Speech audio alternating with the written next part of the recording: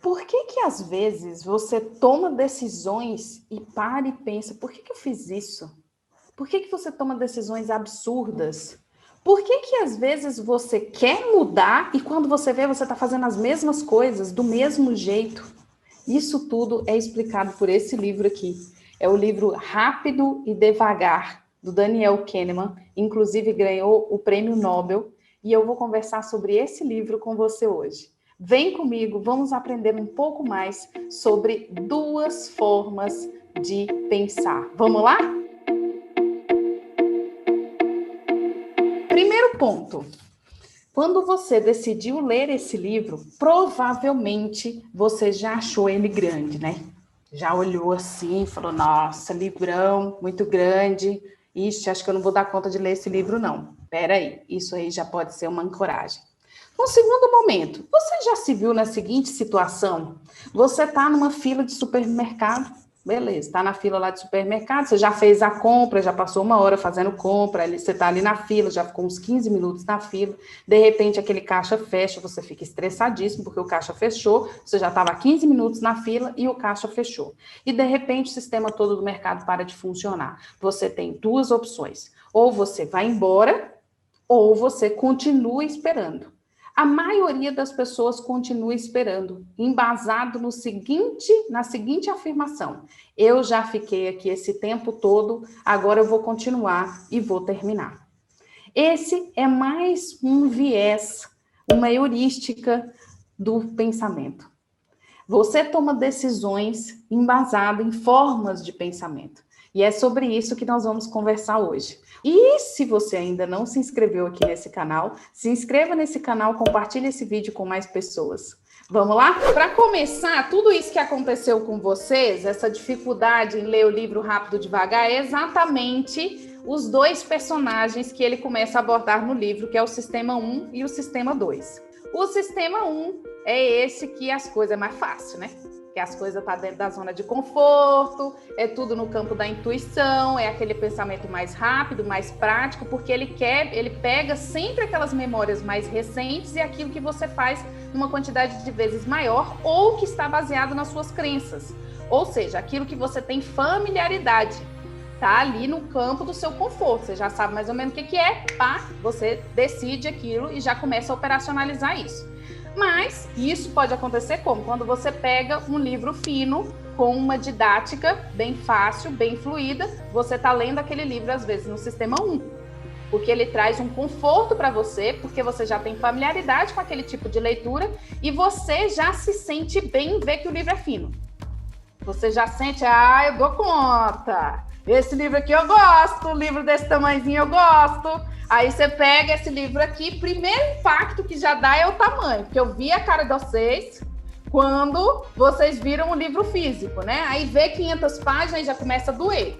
Esse processo aí já é o início do Sistema 2. O Sistema 2, ele já é um pensamento mais devagar, um pensamento analítico, e como vocês viram aí, quem conseguiu chegar pelo menos até a metade aí do livro, mas hoje a gente vai conversar sobre isso, dói, né? O processo do Sistema 2, quando você ainda não tem informações definidas ou memórias guardadas a respeito daquilo, ou seja, você não reconhece nada, aí acontece um fenômeno físico, a pupila dilata, os seus ouvidos começam a estender a forma de audição, porque o seu cérebro se prepara para uma iminência de perigo. Ele está achando que aquilo que você não conhece é uma coisa que pode te prejudicar. Então, você começa a entrar até num sistema de estresse, quando você não reconhece nada sobre aquele assunto. E aí, a partir desse momento, o Sistema 2 precisa entrar em funcionamento, ele precisa dizer para você que está tudo bem, mas para isso ele precisa fazer todo esse navegar físico e mental para você conseguir ultrapassar esses limites. E quando você pegou esse livro, era bem por aí, esses limites que você precisava ultrapassar nessa leitura. O Daniel Kahneman, nesse livro, ele procura tornar a psicologia, a percepção, a irracionalidade, a tomada de decisões, os erros de julgamento, nós estamos julgando o tempo todo, e tudo isso faz parte da ciência cognitiva.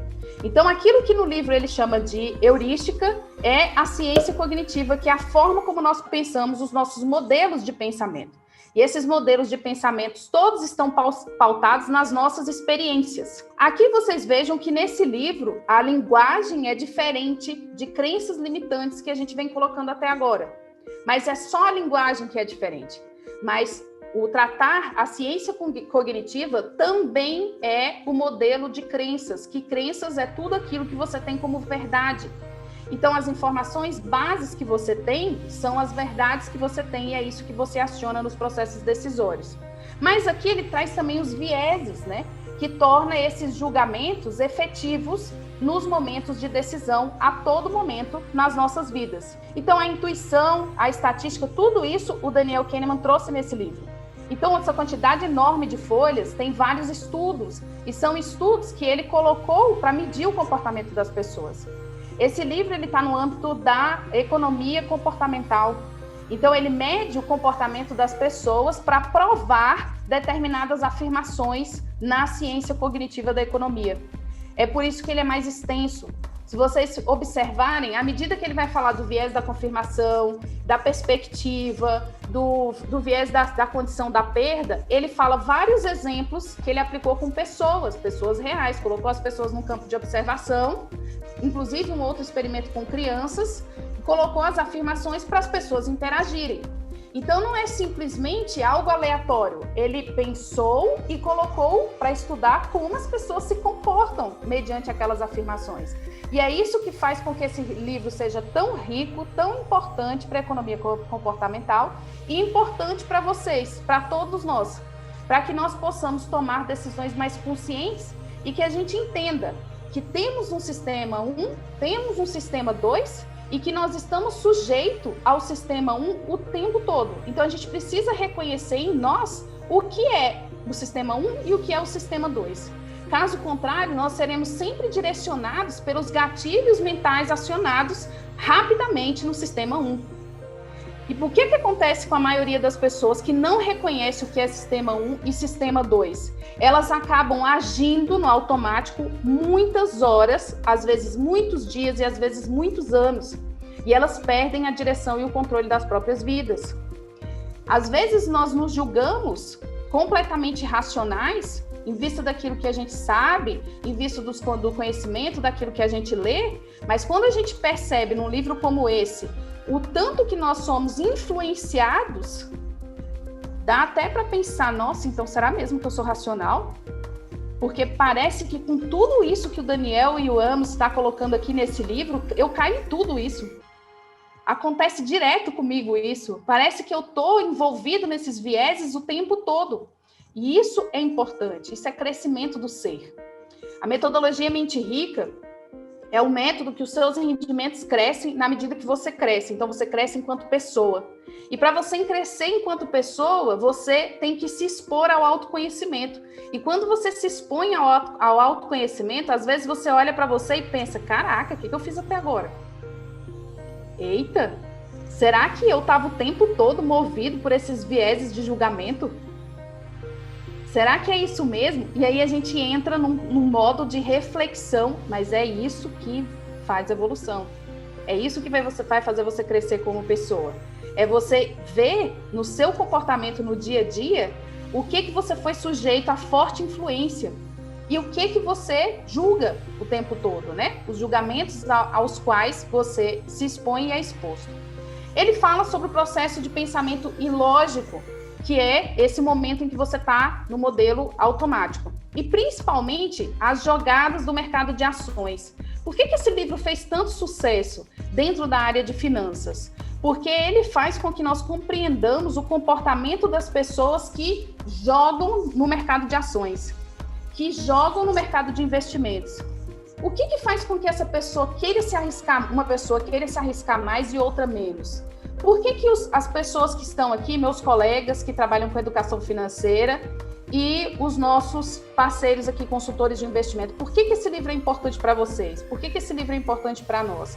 Porque ele vai fazer com que nós reconheçamos quais são os vieses, quais são os modelos de pensamento, os gatilhos, para que nós possamos ajudar as pessoas a saírem do modo automático. Qual é o modo automático? A escassez. O modo automático é a escassez. As pessoas têm medo de investir, as pessoas têm medo de mudar de trabalho, as pessoas têm medo de decisões financeiras, as pessoas têm medo do dinheiro. O que o rápido e devagar traz para nós? Uma condição diferenciada de nós conseguirmos ajudar as pessoas ao qual nós estamos dispostos a ajudar. Então, os meninos consultores de investimento, vocês vão conseguir compreender por que às vezes a pessoa, num determinado momento, as ações estão com valor lá embaixo, é hora dela tomar uma atitude, mas ela não toma porque ela tem medo, absoluto medo, ela não consegue fazer nada, ela não consegue sair do lugar. No livro Rápido e Devagar, você encontrou a resposta. A gente vai conversar sobre isso aqui hoje. Por que em um determinado momento a pessoa fica com dinheiro na poupança e não tira? Por mais que nós, educadores financeiros, ficamos falando nas redes sociais, gente, poupança perde dinheiro. Por quê? No livro Rápido e Devagar você encontrou a resposta. E aí, por que é importante a gente reconhecer isso? Primeiro, para a gente não julgar. A gente reconhecer que as pessoas estão vivendo sob suas experiências, sob sua própria forma de ver o mundo, então nós não conseguimos e não podemos julgar essas pessoas. E num segundo momento, para que nós tenhamos ferramentas para auxiliá-las, para ajudá-las. No primeiro momento, sem julgar, entendendo com a empatia, e num segundo momento, para a gente compreender e usar as ferramentas adequadas para auxiliá-las. Quem está vivendo nesse viés, é importante e foi adequada a leitura para que você se coloque numa posição de agora eu entendo o que está acontecendo comigo. O que é que eu posso fazer para mudar? Quem leu o livro e se reconheceu, como a gente conversou aqui diversas vezes, Ju, isso acontece comigo. Realmente, quando eu vejo uma coisa, eu sempre me lembro da experiência que eu tive no passado. Isso daí são os vieses de confirmação. A pessoa falou comigo no WhatsApp. Para que serve isso? Você reconheceu? Se você não fizer nada para mudar, em vão. Para que serve a leitura do livro? Para colocar em prática. Ter a percepção. Ju, eu não entendi quase nada. Eu só entendi que na hora que eu vou tomar uma decisão, eu me baseio naquele dia que eu perdi dinheiro. Tudo bem? É o que você vai alcançar agora. É o aprendizado que você vai colocar em prática agora. Mas coloque em prática, mesmo que seja esse. Então, a leitura do livro Rápido e Devagar teve o objetivo de trazer para todo o grupo de mentes mestras, para o nosso grupo aqui, que os preconceitos da nossa intuição, eles são envoltos às nossas decisões o tempo todo. Nós assumimos certas coisas de forma automática e sem pensar nelas com cuidado. O objetivo, então, através dessa leitura, é compreender que isso pode acontecer e começar a atuar como vetor de mudança, para que isso realmente possa valer a pena e mudar nas nossas vidas. Agora que nós já conversamos um pouquinho sobre o que é o livro e por que nós estamos estudando esse livro aqui, nós vamos começar a colocar em prática o negócio. E mais uma vez, não se inscreveu? Se inscreve aqui, ativa aqui o sininho para você sempre receber vídeos novos e conteúdos novos aqui da Mente Rica. A construção de repertório, gente, é o que vai fazer com que cada dia que passa nós consigamos trabalhar mais com o sistema 2 do que com o sistema 1. Nós consigamos treinar a nossa mente porque nós vamos ter outras informações, diversas informações, parâmetros diferenciados, histórias diferenciadas para a gente ter um alcance melhor, para lidar melhor com essas situações. Que tem a ver também com o viés da confirmação e o efeito halo, nós também temos a heurística de histórias coerentes. Quando nós estamos em situações de surpresa, como eu falei no começo, se nós estamos numa situação que nós nunca vivenciamos, que é totalmente inovadora, traz aquele primeiro impacto do tipo, eita, e agora o que eu vou fazer? Mas eu preciso me colocar. Nesse momento, o nosso cérebro começa a contar histórias. Então, ele conta uma história coerente, baseado nas informações que tem, por isso que é importante ter repertório, porque senão ele vai sempre se basear nas crenças que já existem. Ele conta uma história para aquilo ficar mais coerente e mais familiar. Então, nós, às vezes, estamos numa situação de surpresa, dá aquele primeiro impacto assim, o que o cérebro faz de imediato? Eu preciso tornar isso mais palpável, mais confortável e suportável. O que eu vou fazer? Eu vou criar uma história. Essa história que ele cria é baseada nas experiências que já foram vividas. Ele baseia-se em associações de eventos já vividos E traz isso à tona, eventos, circunstâncias, ocorrências. Então, aquelas coisas assim, isso aqui está acontecendo porque Deus fez assim. Isso aqui está acontecendo porque tudo acontece com propósito. Então, o seu cérebro cria uma história baseada em alguma ocorrência para tornar aquilo razoável para você, mais familiar. Então, essa é uma outra heurística que combina com a heurística de confirmação, com o efeito halo, que é mais um viés, né? Que traz no momento de decisão. Então, você vai ser tomado teu cérebro vai criar uma história para tornar aquilo bem confortável. Se você não tiver um bom repertório, o teu cérebro vai criar algo já baseado no que você tem. Aí você vai viver nesse loop.